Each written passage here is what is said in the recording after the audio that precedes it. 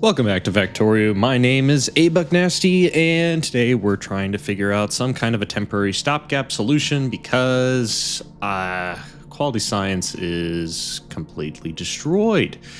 So I was messing around with some stuff, all kinds of cursed degenerate stuff here over on Nauvis to try to get rare science to work as a temporary stopgap. For those that don't know, one of the things that I currently need is I need some way to make this. This is all the science that I need for my current megabase. There's a ship that I currently had in 2.1. And, well, we can do everything pretty much on Nauvis, just straight up by voiding a whole bunch of iron ore and also voiding a whole bunch of coal, which produces pretty much everything we will ever need and can constantly launch rockets and then smelt the individual iron plates that we need. The problem is you need some serious amounts of ice, and there is no good way to do this over in space anymore, and I am sick and tired of trying to do anything else in space. Another option that we could have is we could go over to potentially Fulgora and get some ice from there. That is a current concept that I was thinking about, with a train that goes around, destroys all the items, and then we would scrap and get the items that we need. Anyway, and then I kind of got annoyed with dealing with that. So anyway, that's a concept because I was only getting 300 ice per minute, and then I was just like, yeah, forget this. Then I started thinking about, well, we do have Aquilo, of course, so we could start getting ammonia ice, and we could do that. That does work relatively well back over on Aquilo. The problem is you're just going to need a whole bunch of upcyclers and stuff. So I said, you know what? We will investigate this another day. So what we're trying right now to do is we are trying to modify temporarily the good old Heisenberg from the space science competition. It did not work at all out of the box. The main reason is because the, quote, fix that has been created, where productivity doesn't get you back more oxide asteroid chunks, you need a whole bunch more reprocessing in order to get enough ice to make space science. So I have now dedicated reprocessors that are going to be pretty much running non-stop and only enabled or disabled if I have not enough ice, pretty much, is basically what it is. If the ice is low, we're gonna go and rip things apart and just get ice. So that means these asteroid collectors need to be active a lot longer, and the ship needs to be basically just constantly flying back and forth between Nauvis. It also means I need to design a new landing pad in order to actually go and extract all this science. Now, I'm trying to do some temporary gaps changes before I do an overhaul on Nauvis for 2.1, as I just want to have something that is kind of prepared so I can do some basic tests in 2.1 with the megabase. So, anyway, let's run this bad boy for a while, and we will go and monitor science. So, this produces a nice whopping 115,200 per minute, because that's what I'm going to need back over on Nauvis. There's occasionally some stutters here, which I am noticing. So if we look at production graph, we just had a dip. So I've been kind of tuning stuff and saying like, hey, if I have greater than 80 ice, then we can actually stop, maybe. So just trying to see how much of a buffer of ice do I need. We need a much larger buffer of ice in order for this whole thing to work. So anyway, if this is giving you nausea, I'm very sorry for the planets that are flying by really, really quick. All right. Anyway, so kind of what we're noticing is we're going to need a whole bunch more asteroid chunks. So here's the thing. Yeah, cool. We've nerfed quality for space science, and just asteroid upcycling, but it actually just makes like space science as a whole just way more resource intensive, which is fine because it was such a dirt cheap science to run anyway. So it's not like this is going to be a super expensive thing to have. The problem is you just have a whole bunch more raw asteroids that you're going to need all the time. All right, I think we have solved space science and some modifications here. So we have a good, or at least a decent build. So what we're going to need then is we'll go to space platform, space science. Here's the Heisenberg Mark II.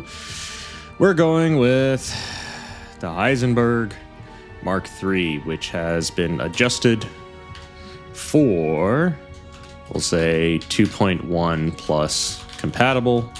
We'll just say 2.1 compatible. All right. So now we have the Heisenberg Mark III. So that is what we're going to be deploying over on our actual save file. Now, we're going to need a new hub design temporarily to be able to support this. So let's go look at that actual save file and let's see where we're at with that. Okay, so back at the actual save, we're going to need a new hub. And ideally, we can go completely botless now because there's no reason to go and need all of that here, right? So what I can do is probably this section here, just so I have a general layout of what we're going to need. I'm going to copy this. We'll include all the vehicles and the tiles. And we will design a new hub that's going to work for this. Try to do as much as I can on camera, just to explain what we're doing. But, of course, there will be some probably small minor tweaks that I need to do off camera in order to support this better. But let's take this as a save file. I think we've got plenty of room to unload things. Like, we're not going to have it nearly this compact. And also, this base is not really scaled up. There's going to be so many designs you're going to see for specifically here, where you're going to have just massive hub outputs. We don't need that because we're already running quality science. So many places we're just going to need a lot more for space science output. I guess that also means then we're going to have to run dedicated belts for each one of these. Let me copy this whole section here just so that I can kind of think about, yeah, we're going to need a hub that is going to work and also input to all of the individual labs here. So that's going to be kind of rough. Rough. Okay. So we'll take that as our blueprint. That's our general hub. This will be the new area. And we're going to see if we can adapt it and fit normal quality space science in here. That's going to be tricky. All right. We are not going to need bots at all, which is nice.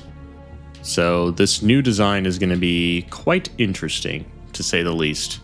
So we can delete all this here. And then I guess what we could do too is we can say delete that and delete those. And then we'll just have like general storage where they can put garbage. Good. So let's remove the bots because we're not going to need those anymore for this test. And then we can delete that. So we will stop requesting science. And then what I'll do is I will remove any unfiltered entities and we'll just get rid of all the science in here. Great. So you should stop getting requests. Oh, what went wrong with you the moment I loaded this up? Wasn't this just fine? All right, we'll come back to Heisenberg.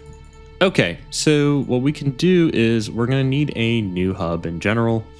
So we're going to kind of have to design around this here.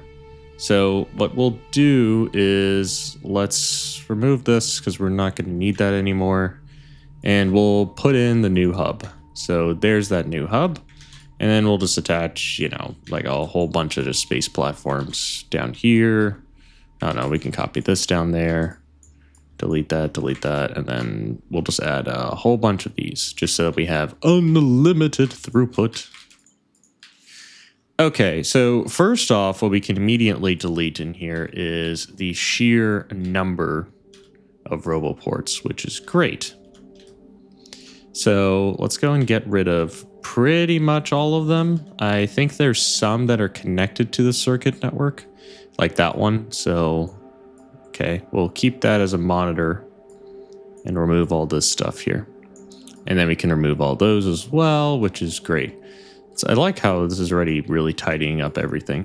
So we've got this here. We're going to remove all of this and then remove those as well. Okay, cool. Realizing I probably should have brought the trains in, but man, I'm really going to miss this hub. This was such a cool design that utilized, and if we go and look at that, all those cars to just get everything out. It's crazy that this is the lengths that we went to get a relatively optimized hub.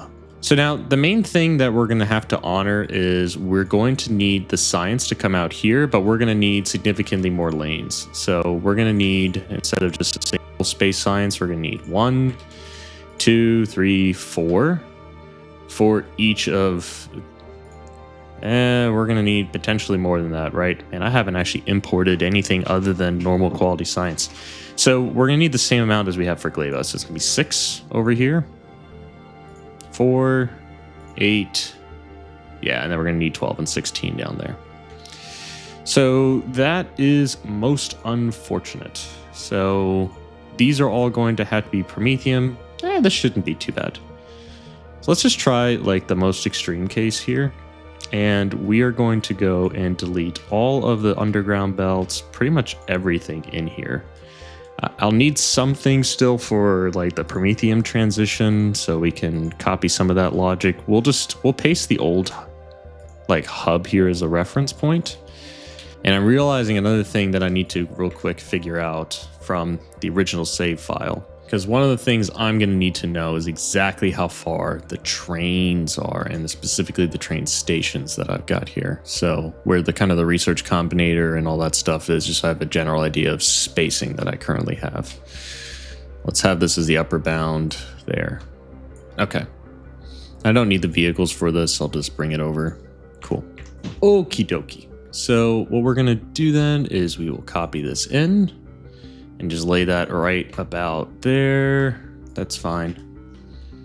Cool. So that gives us kind of that general layout. Okay, now I know what's going on. All right. So we can cut this out. That is the original hub that we can reference. And okay, let's remove. We already had a deletion planner. We had all the roboports out of the way. Let's do this. Just so I don't have to remember where that roboport was, we're going to remove all these roboports and we will just place this like that. That's perfect. Cool. And then we can delete this, and then that's kind of the general layout of what we're going to need. Okay. So now with all this solved, I kind of want to still have these power stations so I don't delete those. So then let's create something that removes all the inserters that are in here. Maybe keep these. No, we start over. We can add all of those other circuits later. This is completely fine. Okay, so that's kind of nice. This doesn't matter about being connected there, so that's kind of nice to know. We can kind of remove all of this. Now we got a little bit more space. All right, we can get rid of all this cursed nature here. Can remove this, and can we just go all the way down like this? Okay, we can do something like that. That's fine. All right, so now we have our hub. So the thing that we're going to be designing now is we're going to start making use of these landing pad unloading bays. So you can get a lot of throughput with this. We're not going to need anywhere near the amount. And look, we got so much room to work with. So this will be incredibly easy to actually go and design something that is going to work for this. So they have definitely made, this is one of the things I'm the most excited for just the sheer ease of which we're going to be able to design this. So what I need to work out though is I need some inputs that are going to bring the science up, and these are now going to be regular science. So I'm not going to have to route them in this really weird unloading pattern anymore and then kind of sideload them. The main thing that's going to happen now is we're going to need to, I think each one of these bays of science is going to consume 120 per second per side like this. So when these originally came in, yeah, so this would split and route to 2 different sides. So that's how this was kind of oriented. So now this is going to be weird because we're going to have uncommon, cryogenic, and we're going to have normal quality space science. So then this is just flipped on the other side, and then this is just down here. Cool. So let's remove all of these, and these are just our markers of what we're going to need to bring in. So we actually have a ton of room, so we can easily just bring these belts in here like this and like this. So that's actually really simple. So we can just do this and do this. Now we have a lot of room to work with. So it's actually, honestly, almost too easy. But let's figure out then the actual layout that we're going to want. So we'll flip this pressing H. So anything that was previously routed here, I'm going to have to rethink a little bit. So I'm going to remove this and remove this. And then I'm going to remove any and all of the space science belting. And we will bring this all up like this. So I just got to remember that I'm going to have to bring in some extra space science just for the rounding of how these labs work. So that's going to need to be there. And then we can do the same thing over here, where we just delete everything over here. And I guess we could just route the belts and then flip it afterwards. I guess that's not absolutely horrendous. I kind of hate this. Because that will evenly distribute it to both sides, and then I just run this in here like this. I don't need the splitters. So that distributes it on the inside lane, and then that goes on the outside like that. Whatever. I guess that's fine. So this will always then consume preferred will always be the inside lane here, and out here would be the inside lane again. So it's kind of unbalanced in terms of how it's preferring to load it. So we could do something cursed like this. No, that looks even worse. Whatever, we just need to make it work for right now. So we do this, and then anytime we have one of these loaders, we are going to do this combination. Is this even the right way to do this? Let's just think about it for a second. I'm wanting to take in two inputs.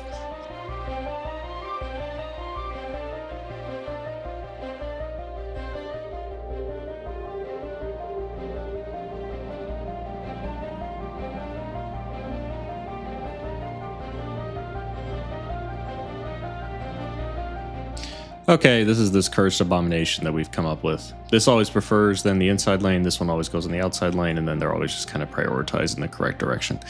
Okie dokie, so we're going to copy this a couple times, so we'll bring this up here because it's kind of compatible with this. We just need to bring this out a little bit further. And then we're going to do the same thing up there. That's going to be the space science input, space science input.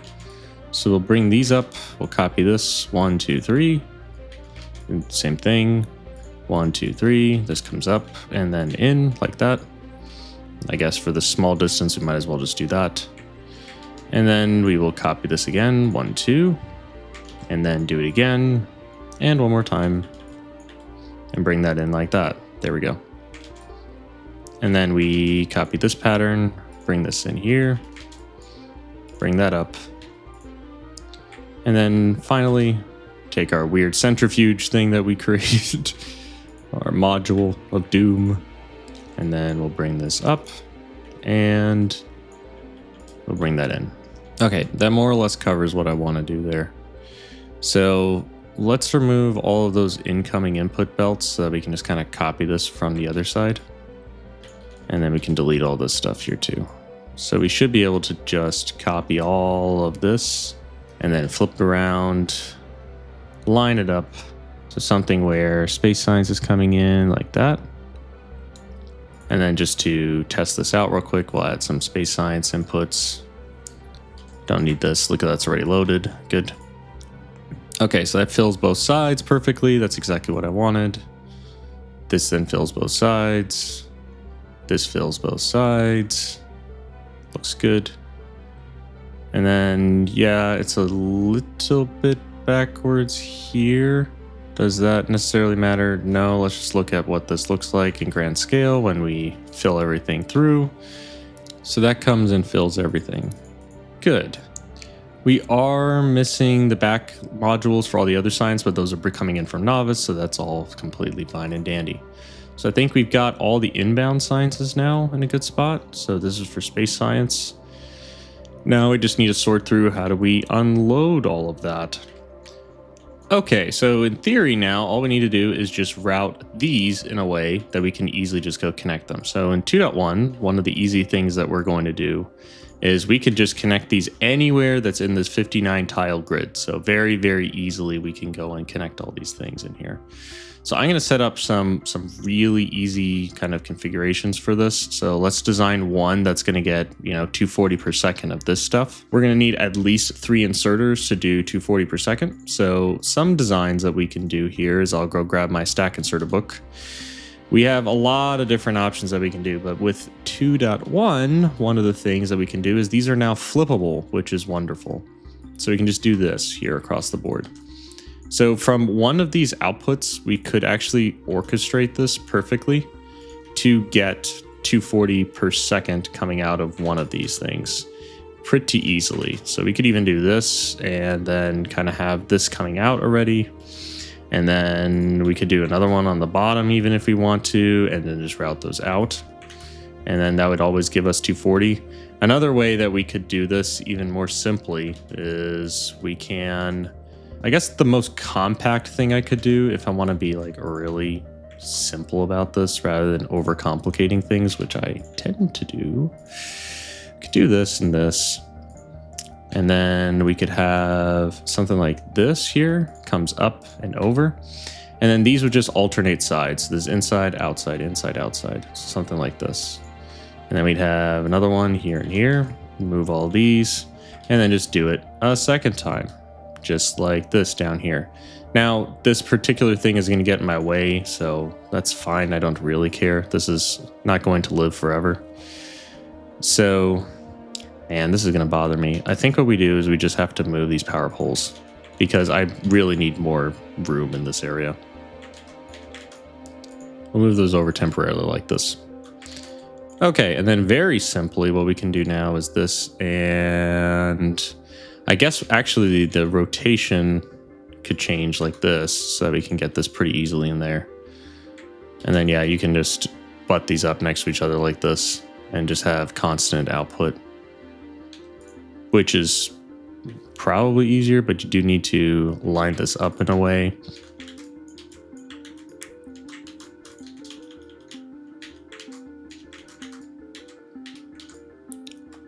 Okay, I think this is what we're going to go for layout-wise. This is going to make it the easiest in the world out on both these sides.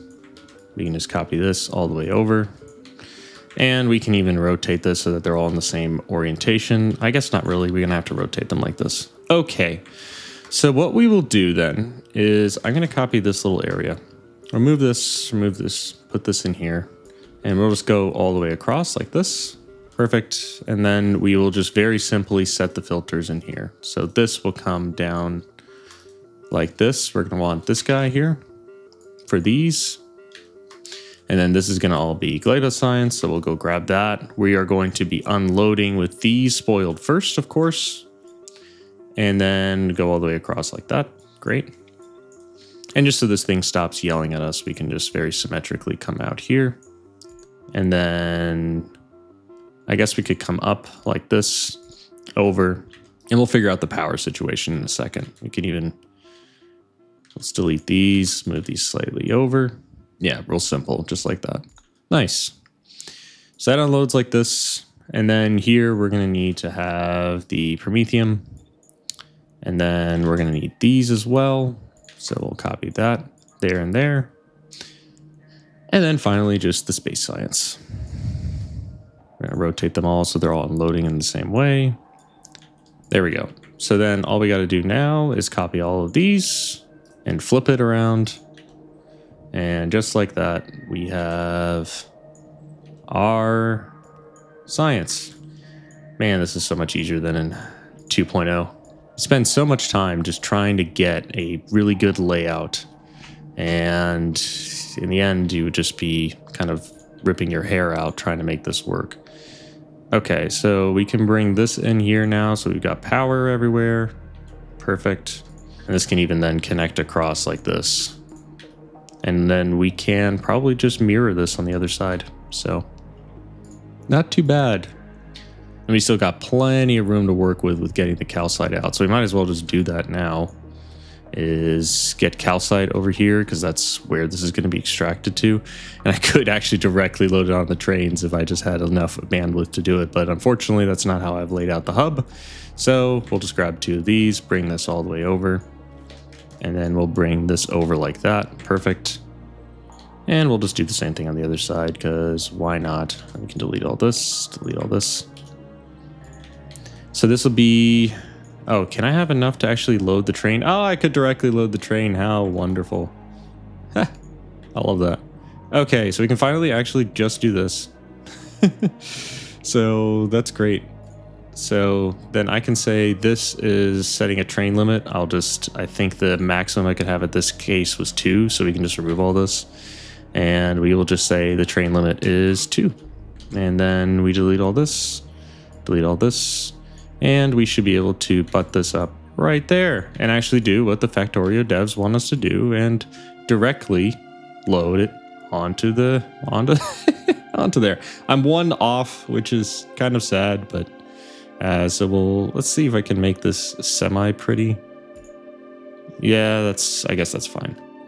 That does what we wanted for that. This side is further away because I had its own little bot network, so that's fine. We'll just need some calcite coming out. And for this one, what I'm thinking is I'm going to do the 1, 2, 3 to 4 ratio. So let's grab one of these, and we'll make this nice and symmetrical because we can now in 2.1, so that's wonderful. And then we can just do that. And bring this over. And bring this over. Beautiful. So there we go. That'll bring all of the calcite out. So conveniently. All right. So in this case, I guess we could just mirror this so that it has the same look and feel to it. All right. So then that's that hub. This is already looking significantly different than it did in the past. So that's kind of interesting. I guess we could bring this down just so those don't connect. Yeah, that's pretty good. All right, so can the power of just flipping things and hoping that it all just work out for me this one time? We need to remember that those are those green and those reds. Yeah, we can do that. Let's see if we can do that. All right, flippable completely. Everyone's happy. How glorious is that? I do have a slight problem, which is I have now no connection to come down here. But we can solve for that somehow, I'm sure. Oh yeah, I run into some constraints because I can go straight down the middle out here, but I can't do that down here. Oh god. I say we pick this up tomorrow. Okay, it's the morning. We have now a new hub layout. I spent a little bit of time rethinking the way that my approach was going to be, and I realized, well, we can just so easily just bring in some extra space science from down here, so that kind of solved all my problems, and then I could remove this inside lane here. So sometimes just waking up in the morning and trying something again usually works out. So anyway, so we've got now a decent amount of real estate here to still work with. Really, eventually, if I go and design this again, the hub will be this whole entire dedicated area that would be all completely closed out. So we'd space everything out a lot more because we can leverage the fact that we have so much more space to deal with. But we're going for a temporary change rather than a overhaul right now. So I think for the intents and purposes of what we're going to be trying to design here, I think, or just to make it work with the current base, I think this will work just fine. Just testing that everything is working here. And we're going to need 2 of these ships, of course, because we need twice this amount of actual SPM throughput. And this is about as much as you can really get realistically in one of these for, I mean, you could probably squeeze a couple more inserters around here, but that's what you're going to need. So we're going to need 256K. So that's what we're going to be unloading. So we should have now enough throughput here for 16 belts, which is what this is. So there's going to be the total of 8 belts that are coming in here. And then there's going to be 8 from the other one. And then we got 16 belts output. So let's see if we can actually get this to deploy in the real base without breaking too much stuff. Okay. we had some slight hiccups with wires and stuff, and it took me a while to get through this.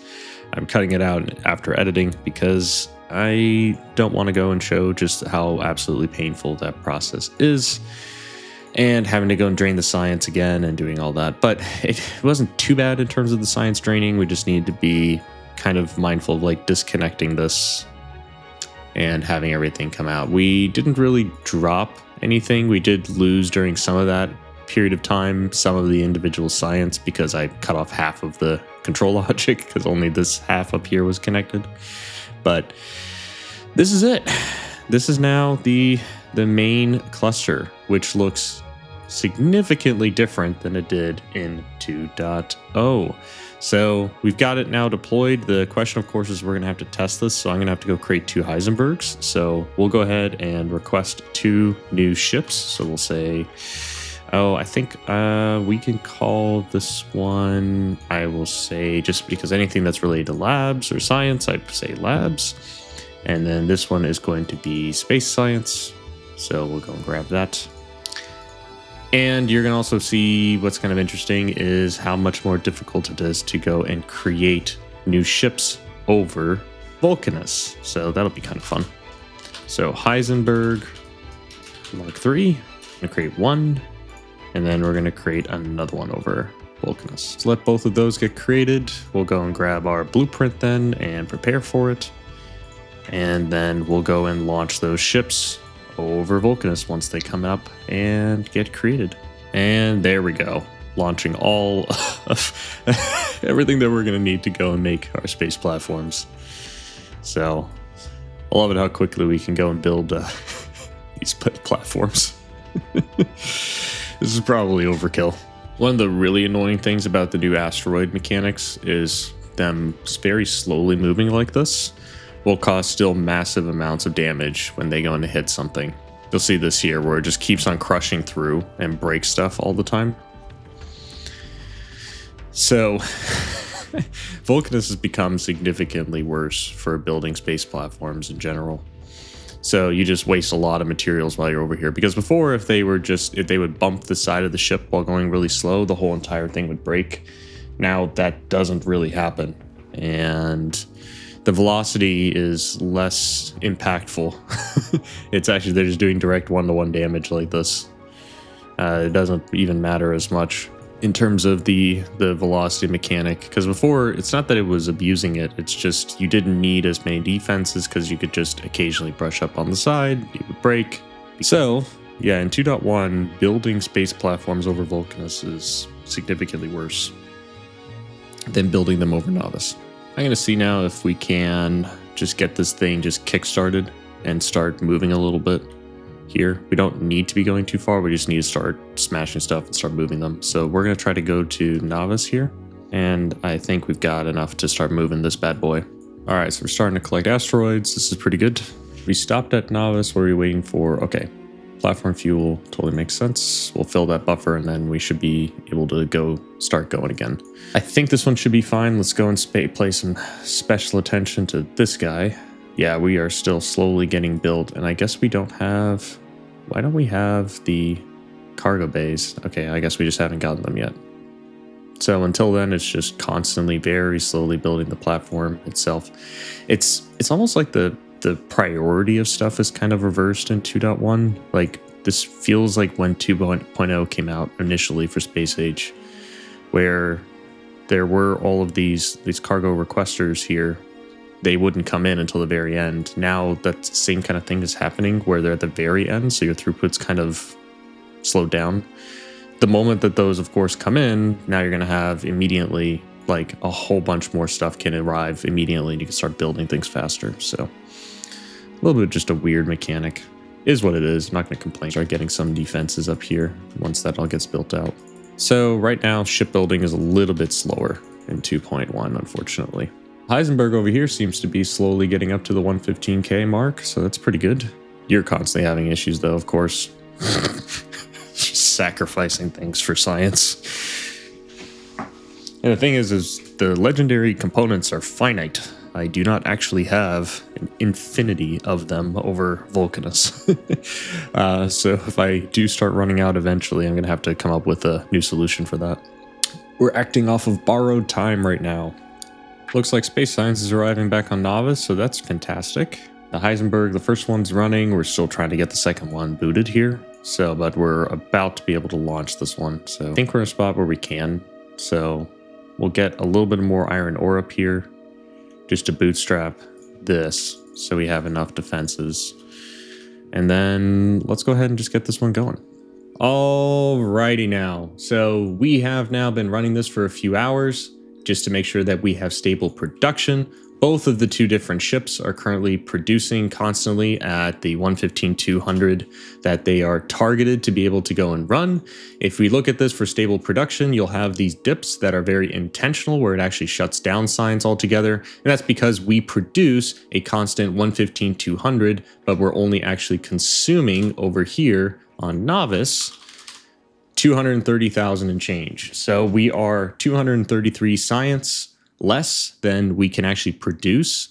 And that's because of the rounding error that I have, because all the labs are slightly underclocked, just ever so slightly. So that's where we're pretty much at the target, but you'll have those occasional blips because of that. But this hub is working out great. We've got now a good 2.1 megabase hub that is still small in comparison to some other bases that are out there, but keep in mind my save file I use for running benchmarks, and I don't like having to wait an eternity because it is scaled all the way up, and I really don't like. Imagine going and doing a refactor like this when it was 4 times as big. It'd be an absolute pain in the butt to do. And if I got to move these labs, it's a pain. So keeping things at a smaller scale until I kind of know exactly how I want to do my final end game megabase is going to be the better route to go for right now. It's amazing in 2.1 just how small my base kind of feels now when I know that the general location of how much space I have can go all the way out here.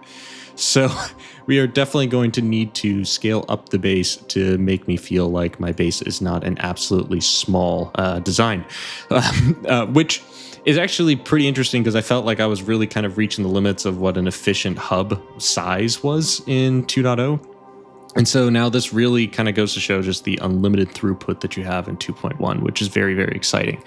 So now the nice things about the fact that you can read and set requests, one small little thing that I did for the hub itself is I read the contents that are currently in the hub and I set the requests for the things that I want.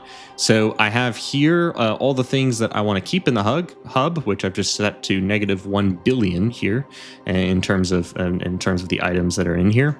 And this decider combinator very simply just goes and says, okay, let me go and take in everything, which just sums all the items. And what it's doing is it's just checking what's in the hub, and anything that's in the hub currently that I don't want in there will then output as a positive value. And then those items will come in here and set the requests on, or set the filters on these 2 inserters, which will then dump them and get them out. This was a lot more painful to do in the past, and now this is dead simple. The inverse, what I'm doing here is I monitor for all the items that I want to be imported onto Nauvis. And then I am going here and I am just comparing what is currently in my logistics network and the things that I actually want. And whichever is actually positive, again, is going to be an item that I want to request.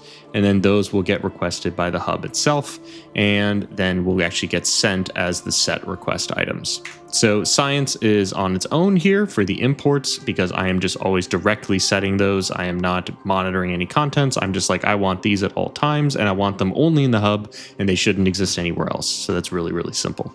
So this is now the overall hub, and it is significantly cleaner from what it was before. One very, very minor thing that I did is I have a new lab controller. I've added this just now just because the last lab controller had to make me go and read the hand contents of this. I have a whole video of all the mad science that was involved in controlling the labs and figuring out and detecting what research you're doing. But that's so incredibly simple now because we can just read currently the contents of what is the info from a single lab, and you can just read then what the research cost is, and then that outputs to the network, and then you know what those are. So that eliminated, I think, about like 20 different combinators that I needed just to store that for all the different quality types. And now we just don't care about any of that. So this cleaned up and have now a much smaller overall blueprint for this.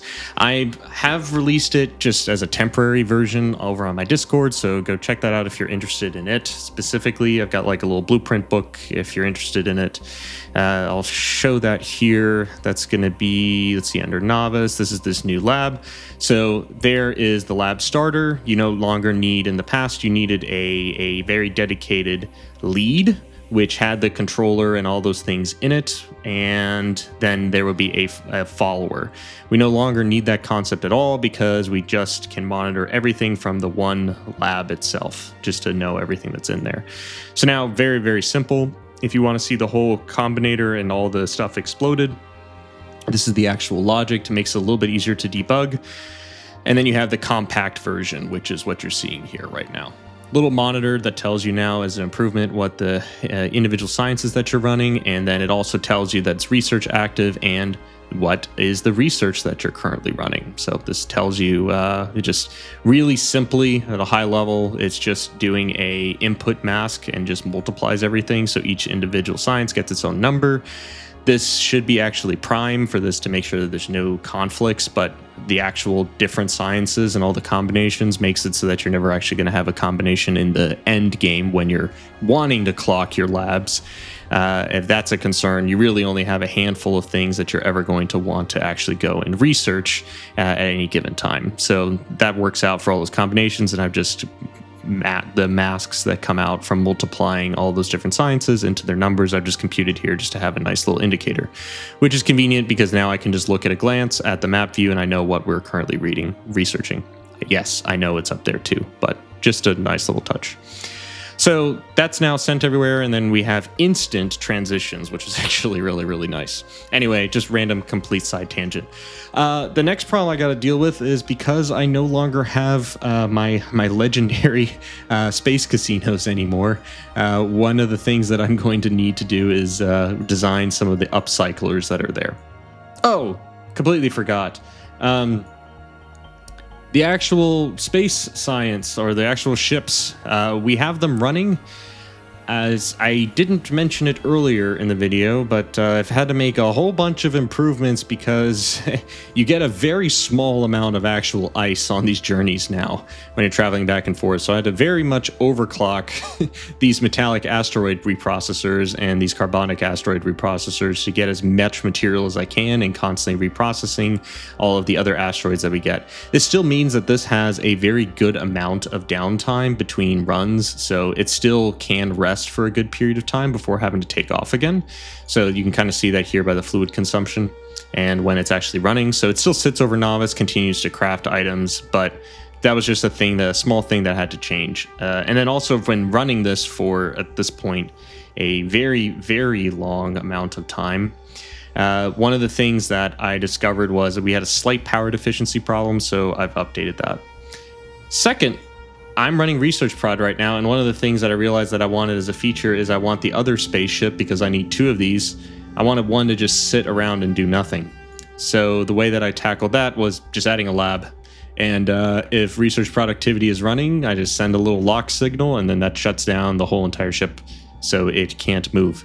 And then only when I'm running any other science, so the moment that the science switches, the nice thing is it can instantly kick off and start running if I actually need space science down on the on the surface. So that means that now I can kind of save a little bit of UPS by not having both of them just occasionally running.